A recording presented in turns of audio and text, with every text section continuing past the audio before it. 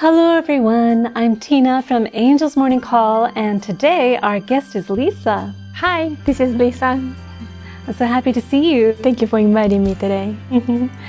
In Angel's Morning Call, we deliver to you the heavenly teachings of Master Ryuho Okawa. And today, let's imagine what it will be like when we die. What do you think happens, Lisa? I don't know, but I wonder how I'm gonna feel when I die. Me too. Well, today we will watch a bit of Master Okawa's lecture and hear a simulation of our future. And let's be brave now and learn about what we will all experience one day. Let's watch. There are some who leave their bodies swiftly the same day they die. But many others do not recognize that they have died.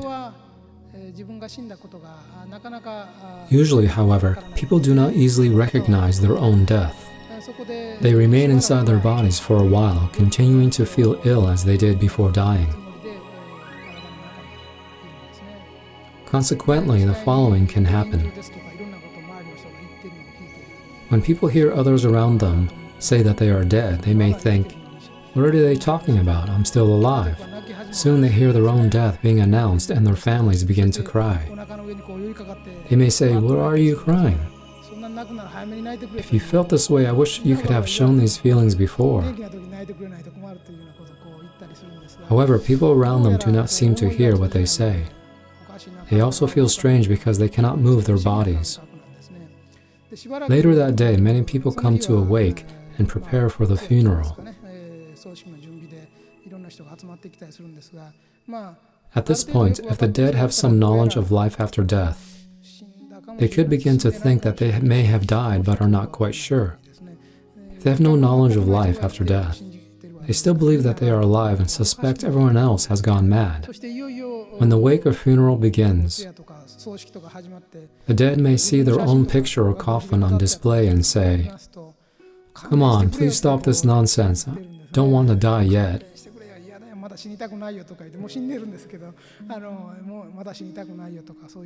During this time, the soul repeatedly leaves and re-enters the body. The dead remain in their own house for a while, sometimes floating toward the ceiling or roof. But they look down, get scared, and quickly return to their bodies. Human beings have a silver cord, a very fine thread that stretches from the back of the head, which connects the soul and the body. As long as it does not break, the soul can return to the body. If it is broken, the soul can never return to the original body. True death does not occur when the physical body stops functioning. This usually takes place about 1 day after physical death.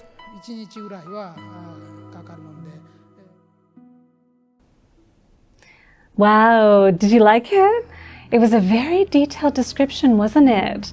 What did you think, Lisa? Well, we can find the Master's lecture in this book, Spiritual World 101. Master said in the lecture on page 18, "When the physical body dies, human beings do not disappear.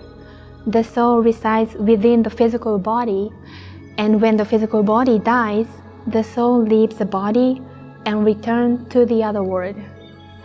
Well, now I know that when I die, my soul leaves my physical body and go back to the other world, so I'm fine.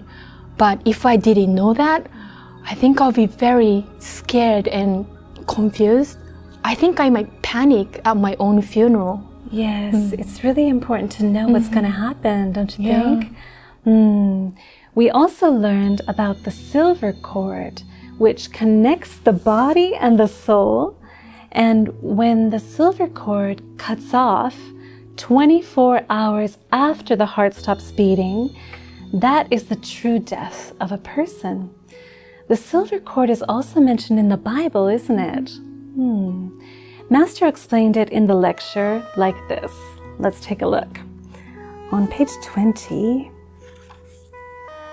human beings have a silver cord, a very fine thread that stretches from the back of the head, which connects the soul and the body. As long as it does not break, the soul can return to the body. If it is broken, the soul can never return to the original body. People who have had near-death experiences say that their souls could return to their body before the silver cord was cut off. Maybe a near-death experiences happens to teach people on earth that there is a soul and an afterlife. In fact, I experienced this when I was 10 years old. I choked and I couldn't breathe and I lost consciousness. And then I remember the scene looking down at my body on the floor and surrounded by very concerned friends and family. And I was just standing nearby and I tried to calm them down saying, "It's okay, it's okay." I did? Yeah. Wow, really? Yeah, and then I came back into my body. Wow, that's interesting. Yeah. Well, Master said death will happen when the silver cord connecting the soul and body is broken. And then we have to go back to the other world. But many people die believing that there's nothing after they die. They can't accept that they're dead and they will stay on earth without listening to the angels' directions. And many of them become lost spirit. Right. We don't want that to happen. We're all going to die someday, but be confident that your guardian spirit or your loved ones who passed away before you will come to guide you to the other world as guiding spirits.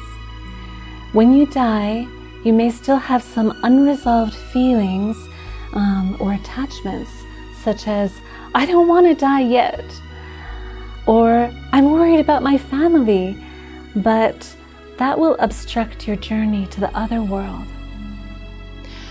Although it's hard to say goodbye, we will see each other again in the heavenly world. So when I die, or your family or your loved ones pass away, I think we should try not to be too sad, but to promise that we will see each other again in the heavenly world and try not to have unresolved feelings. That seems really important. Well, today's lecture was found in Spiritual World 101. This book contains the secrets of the afterlife and the spiritual world. And if you read this, you will be prepared for the journey back home. So please check it out. So what do you think happens in the afterlife at the entrance of the spirit world? I know there's a river Styx, right? Maybe. Let's find out. See you next time. Bye.